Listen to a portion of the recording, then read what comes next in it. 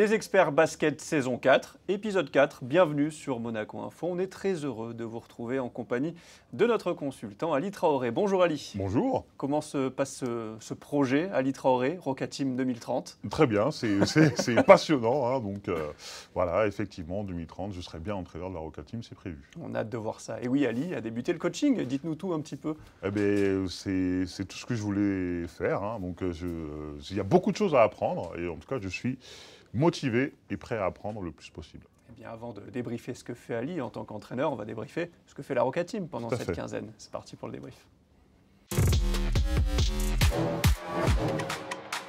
Avec 5 matchs, mon cher Ali, dans cette quinzaine, ça avait plutôt mal débuté face à l'Hapoel Tel Aviv, qui est surprenant co-leader de cette Euroleague. Ouais. Une défaite 85-77 où Monaco... On peut dire que Monaco s'est retrouvé à Poel. Ça, d'accord, vous attaquez très fort cette émission. J'étais pas prêt, mais c'est très bien. Ça va être une grande émission. Une défaite 85-77. Monaco prend 27 points dans le premier quart-temps. Et c'était déjà la 4e fois sur les 6 premiers matchs qu'ils en prennent 20 ou plus d'entrées. Qu'est-ce que ça veut dire, ces entames un petit peu douteuses côté Monaco? Eh bien, ça veut dire que Monaco entre défensivement dans ces matchs d'une très mauvaise façon. On avait mis en exergue il y a 2 semaines le fait que Monaco avait un problème avec le 5 majeur habituel, c'est-à-dire avec dans la raquette Daniel Theis et Nikola Mirotic, 2 très forts attaquants, mais malheureusement, on va dire que défensivement, c'est très compliqué. Je pense que Vassilis Spanoulis s'en est rendu compte après le match de l'Hapoel, et justement, on en parlera plus tard, mais il y a eu des changements qui ont été effectués. Puisque là, vous parlez d'intérieur, l'ami Motley, avec ses 17 points, nous a fait beaucoup de mal. Et puis, voilà, Micic, 22 points, rappelle à tout le monde que c'est un ancien MVP de la compétition. Oui, tout à fait. Vassili Micic qui avait un petit problème de rythme, hein, notamment au dernier Eurobasket. Il a retrouvé tout son mordant, tout son poignant. Concernant Motley, voilà, c'est pas le genre d'adversaire qu'aime beaucoup Daniel Theis, les joueurs qui sont un peu plus au sol, qui lui rentrent un peu dans le buffet.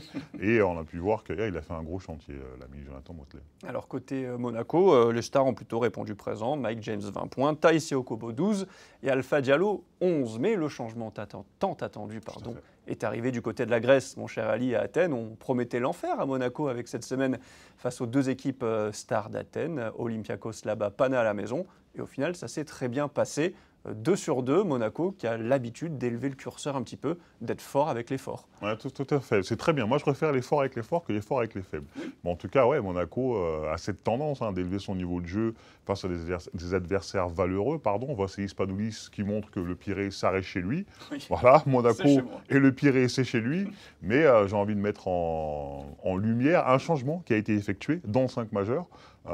Qui, pour moi, a changé beaucoup de choses, car, vous l'aviez dit, 27 points au premier quart-temps. Face à l'Hapoel, justement, finalement, il n'y en a eu que 20 de marqués. Face à l'Olympiakos, pourquoi? Parce qu'on a changé dans le 5 majeur, on a enlevé Nikola Mirotic et on a rajouté Jaron Blossomgame pour avoir des entames de match de meilleure qualité défensivement. 7 points de différence, pour moi, ça fait beaucoup.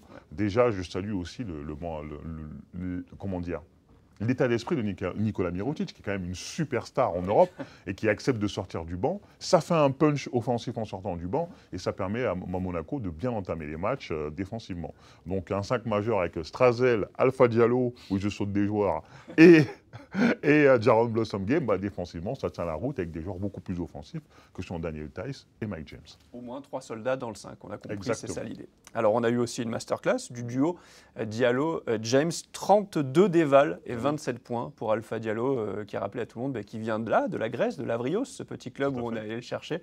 Et Mike James, 23 points, 10 passes, toujours mieux dans son rôle de distributeur. Ouais, voilà, Mike James, on l'a dit, on l'a répété, voilà, quand il est agressif et quand il est passeur comme ça, c'est un joueur hors classe, tout simplement. Voilà, son pire ennemi, c'est lui-même, exactement. C'est magnifique. Voilà, c'est lui-même. Donc oui, quand il est agressif, quand il attaque, quand il arrive à vraiment faire en sorte que les défenses se referment sur lui et qu'il trouve les joueurs, il est extraordinaire. Et Alpha Diallo, c'est le cœur, c'est mon chouchou depuis toujours. Et il montre au monde entier, oui, que c'est le meilleur ailier d'Europe. Et ça, je le dis sans trembler des genoux. Et je suis d'accord. Une petite stat à vous donner. Olympiakos, 4 sur 22 à 3 points. Evan Fournier, 0 sur 6.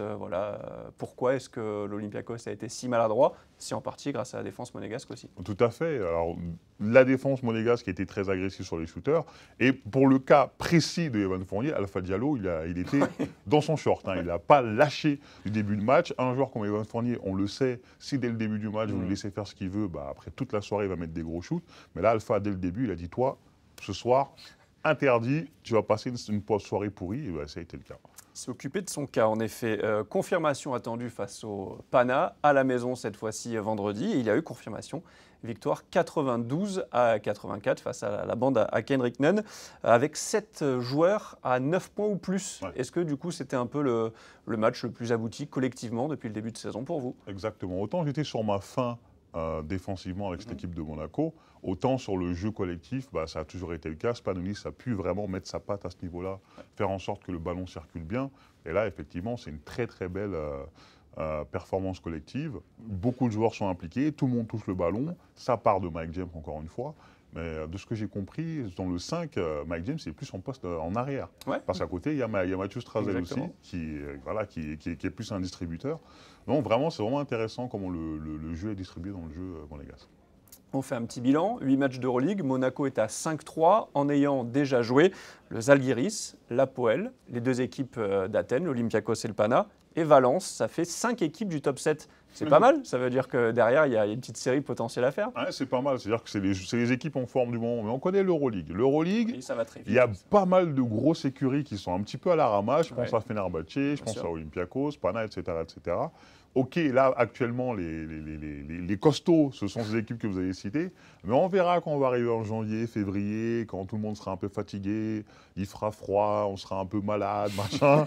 Et je pense que les grosses équipes elles vont monter en puissance. Mais ce qui est clair, c'est qu'actuellement, sur cette phase allée, Monaco s'est déjà tapé, entre guillemets, les équipes en forme du moment. Et là, il y a peut-être moyen d'enchaîner pas mal de belles victoires. Ouais. Ça, c'était donc pour l'Euroleague. Et puis en championnat, ça a fait 2 sur 2 pour la Roca Team dans cette quinzaine, avec une victoire 92-85 face à Boulazac et à Limoges, cette ville que vous aimez tant, mon cher Ali, 94-77 à Beaublanc, avec le retour de Yann Makoundou, qui a fait du bien et qui risque de nous faire pas mal de bien dans les semaines qui viennent quand même. Bien sûr, encore de l'intensité, de la qualité athlétique, de l'intensité physique, de la verticalité.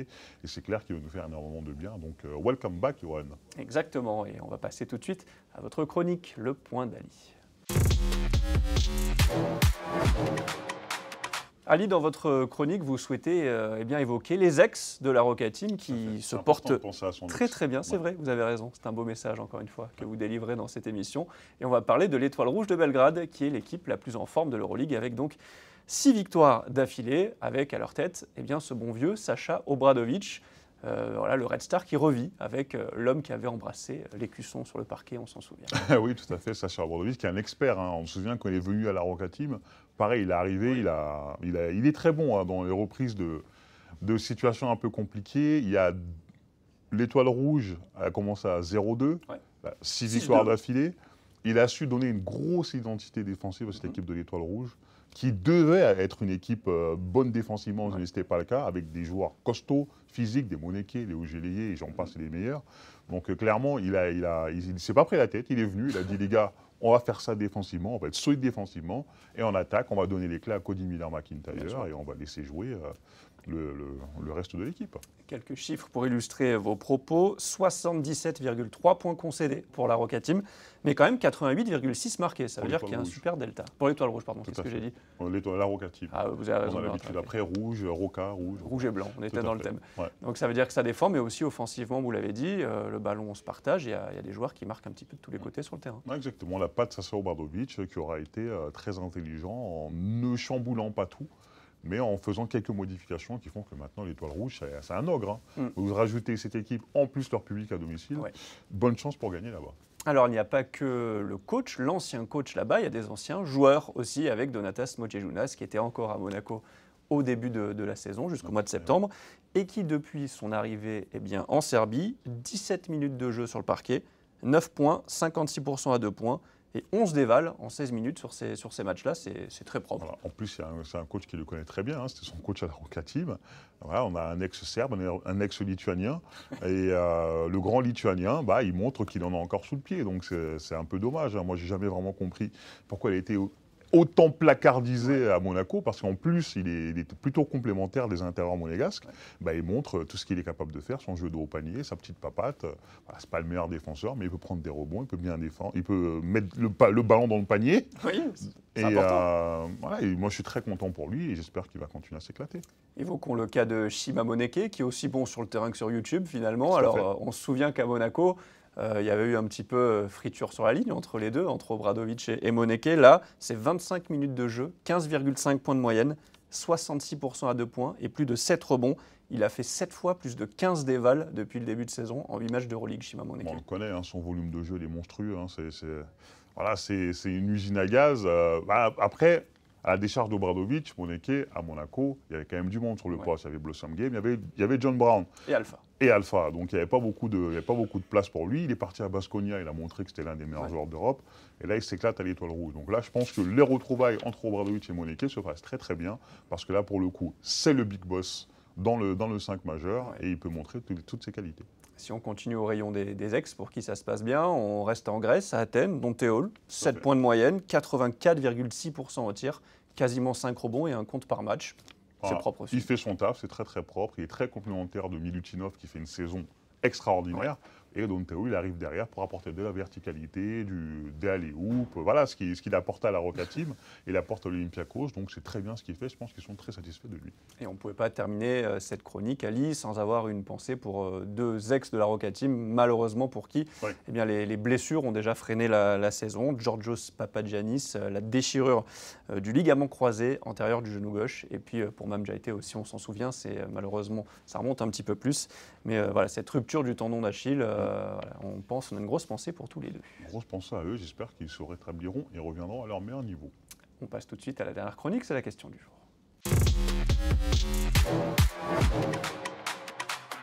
Où nous traversons l'Atlantique. Je sais que vous avez un petit problème de décalage horaire avec ce changement d'heure, Ali. Ah oui, j'y arrive pas. Moi, c'est terrible. La nuit à 17h, je m'y fais pas.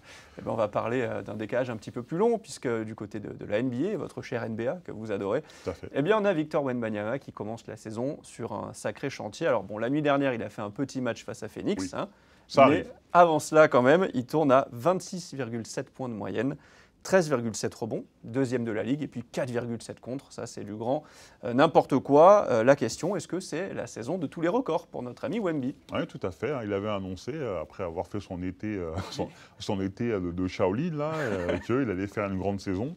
Il est en train de l'effectuer. Alors, c'est le début de la saison. Il n'y a eu que 6 matchs de tête. C'est ça. Donc, il est extraordinaire. Il fait des choses qu'on n'a jamais vues sur un terrain de basket. Ouais. C'est un alien. Il est en train de le prouver, tout simplement. Et moi, ce que j'aime beaucoup, c'est la façon dont il est dédié à ça. Vraiment, on ne pense qu'à ça. Il est concentré sur son objectif. Et en plus, son impact au-delà des statistiques, son impact défensif, le fait même qu'il soit là sur le terrain, ça fait que San Antonio est une équipe bien meilleure défensivement. Donc il fera des records statistiques et il fera aussi que San Antonio fera les playoffs, j'annonce tout de suite. Ça, c'est un petit pari. On vous a connu plus audacieux dans cette émission. Alors, vous en avez un petit peu parlé l'été avec les moines Shaolin, avec Olajuwon, avec Kevin Garnett. Ça veut dire que pendant que tout le monde était à Cancun, lui, il a bossé comme un chien. Ouais. Et il a élargi vraiment sa palette, notamment au jeu. On l'a vu au post-up, on l'a vu faire des choses sur ses premiers matchs qu'on n'avait pas vu faire avant. Alors moi, ce que j'apprécie, c'est qu'il a arrêté d'abuser du 3 points. Oui. Ce qui était très très frustrant, c'était de le voir toujours balancer à 3 points, même quand ça ne rentrait pas. Mais il avait parlé de ça, du fait qu'il trouvait qu'il n'était pas encore assez costaud physiquement pour aller rentrer dans la raquette et mettre des gros tomards. Et là, cette année, ça se voit qu'il a pris. Alors, ça ne se voit pas vraiment sur le volume, sur les contacts, mais il est beaucoup plus costaud sur les contacts. Il y a des actions, on le voit carrément rentrer dans un mec et lui dunker dessus. Et voilà, maintenant son shot diet, son régime de shoot est beaucoup plus équilibré entre l'intérieur et l'extérieur. Le 3 points, ça doit être un bonus pour lui, mais d'abord, ce qu'il doit faire, c'est punir les gens dans la raquette, et c'est ce qu'il fait. Donc clairement, là, c'est vraiment là où il a passé vraiment un cap, c'est dans sa sélection de tir.